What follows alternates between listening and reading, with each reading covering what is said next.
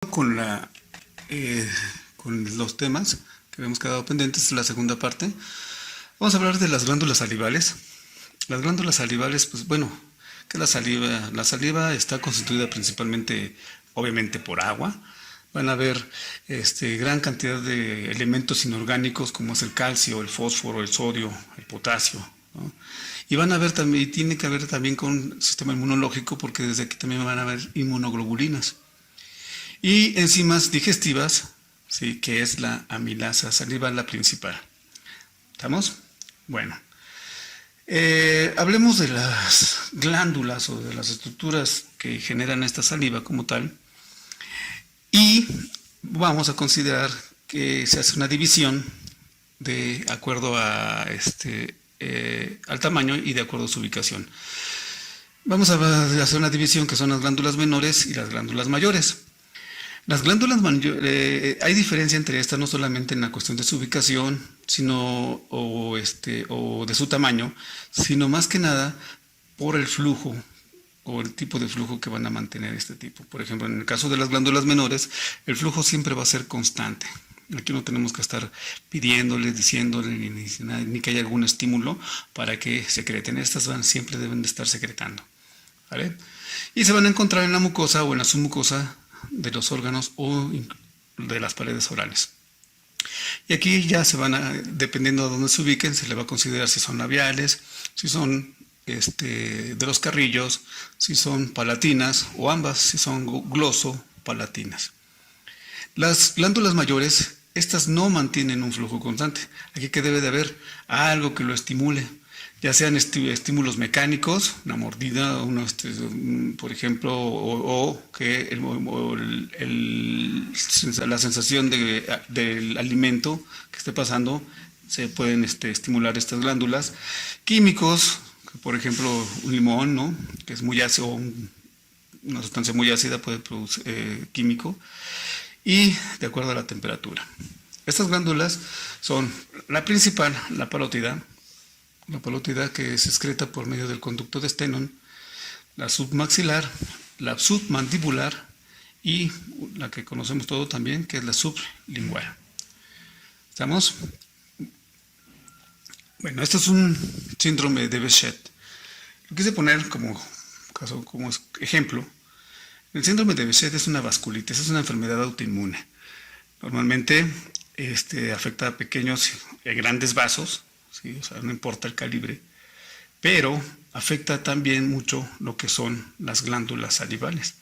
Por lo tanto, aparte de la inflamación de los vasos sanguíneos, aparte, el paciente de Behçet va a tener la boca, muy, muy seca. Característica de esta enfermedad, que se va a caracterizar por una triada, que es, esto se le conoce como estomatitis aftosa, la uveitis, ¿sí? Y también úlceras en genitales. La triada característica de la enfermedad de Behçet. Muy rara, pero se llega a presentar. Vámonos a las glándulas del estómago.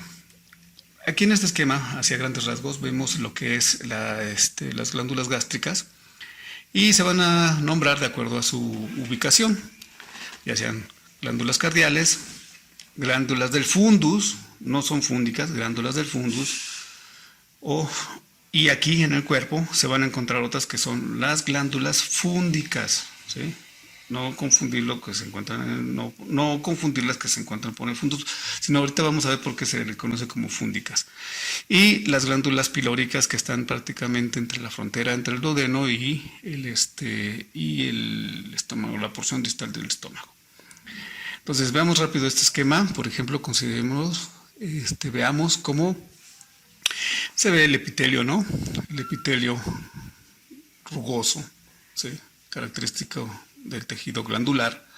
Y vemos estos que se forman, esta es la capa muscular, ¿sí? Y vemos que aquí hay unas estas se llaman criptas. Vamos a analizar cada una de estas. ¿Estamos? Ahorita le vamos a volver a analizar esta imagen. Pero primero vamos a ver por qué se llaman fúndicas. Se llaman fúndicas porque son como si fueran unas cisternas y hacen, pues, tocan fondo, ¿no? Como si fuera un pozo, ¿sí? Entonces, estas se llaman criptas, se llaman células fúndicas, Y estas células fúngicas se van a extender, aquí dice, desde la capa muscular, vamos a poner arribita de la capa de la muscular, de la mucosa, hasta la base o nacimiento superficial de la fosita gástrica. Se va a dividir en 3 regiones: cuello, cuerpo y el fondo o el fundus como tal. En general el epitelio va a ser cilíndrico simple y va a estar compuesto por 6 tipos de células, ¿sale? Estos 6 tipos de células. Las principales, las que están más externas, que son las de revestimiento, que están aquí, las de revestimiento. Más inferiormente le van a tocar lo que son las regenerativas, o lo que se le conocen como células madre.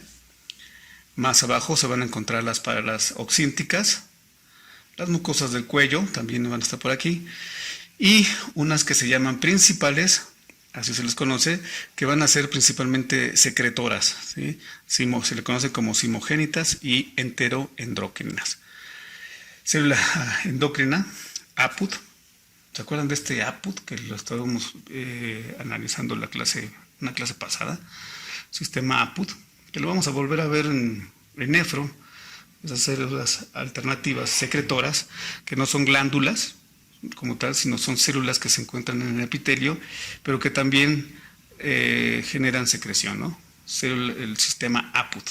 Lo analizaremos bien en nefro, cuando estemos en nefro. Regresando a la imagen. Entonces, vamos a ver que externamente se van a encontrar estas células que son de revestimiento. La característica de estas es que van a tener su borde, ¿qué? Orden cepillo, ¿sí? También acuérdense que hay unas microvellosidades, ¿sí? Aquí lo podemos ver un poquito. Vemos mucho lisosomas, sus organelos, su núcleo, ¿no? Y las células que hablábamos, las células madre, ¿no? Las células madre que se encuentran alternas, que van a ser las que van a estar supliendo la muerte celular programada o el desgaste de algunas células que se lleguen a degenerar.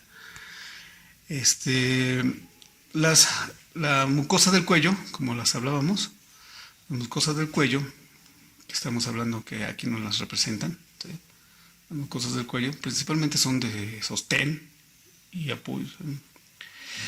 Las características que son las parietales, oxínticas, y las principales, ¿sí? Las principales, que son las que secretan principalmente simógeno y son como si fueran del sistema APUD, ¿no? Y pues aquí nos pone una parte, célula enteroendocrina, células APUD, que estas prácticamente van a estar hasta el fondo de la cripta. Hablemos nada más rápidamente ya de las células parietales. Estas células parietales, o que se les conoce como oxíntecas, van a tener también microvellosidades. Se van a encontrar mayormente en lo que es el cuerpo gástrico y muy poco en el antro gástrico. El antro, bueno, aquí no aparece en esta imagen, pero acordémonos que el antro gástrico está antes de la región pilórica, ¿no? Este es el antro. Así le pusieron antro. Bueno, son las encargadas de la producción de ácido gástrico y pues también del factor intrínseco. ¿Qué es el factor intrínseco? Bueno, le pusieron así, ¿no? Factor intrínseco gástrico. Se conoce nada más como factor intrínseco. Esta es una glucoproteína, y esta es necesaria para la absorción de la vitamina B12, fíjense, factor intrínseco. Importante, entonces, para la absorción intestinal del complejo B, de la vitamina B12. Quise ponerles esta ilustración. Esta es una cirugía que se llega a hacer en los pacientes que tienen problemas de obesidad. Y sí les ayuda, y les ayuda mucho, porque pues prácticamente resuelven muchos alimentos, ¿no? Y así como entran, prácticamente entran y salen. ¿Qué es lo que hacen? Esto se le conoce como manga gástrica. Si se dan cuenta, hacen un corte y retiran toda esta parte de aquí. El fundus, el cuerpo gástrico y el antro y la región pilórica, ¿sí? Entonces, parte de la región pilórica. Y lo que hacen es conectarlo ya el esófago, bueno, retirar todo esto y dejar prácticamente lo que es nada más el canal gástrico. ¿Se acuerdan que anteriormente así se encuentra esta zona se le conoce como canal gástrico? Canal gástrico. Nada más dejan el canal gástrico. Entonces estos pacientes tienen también un efecto secundario que va a intervenir en la digestión del complejo B. Y entonces ahí es donde hay que ver el efecto beneficio, ¿no? Porque también pues son pacientes que van a tener que estarse administrando pues la vitamina B12, la hidroxocobalamina. Se van a tener que estar inyectando hidroxocobalamina en ciclos. ¿Por qué? Porque estos